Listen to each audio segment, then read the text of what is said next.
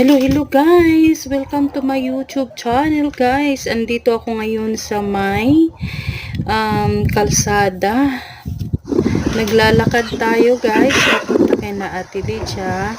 Dahil nag-imbita siya na lalabas daw kami. So, andito ako ngayon. Papunta doon sa bahay ni Ate Lydia.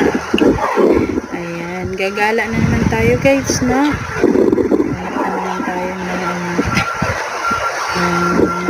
Makakain natin sa Filipino restaurant.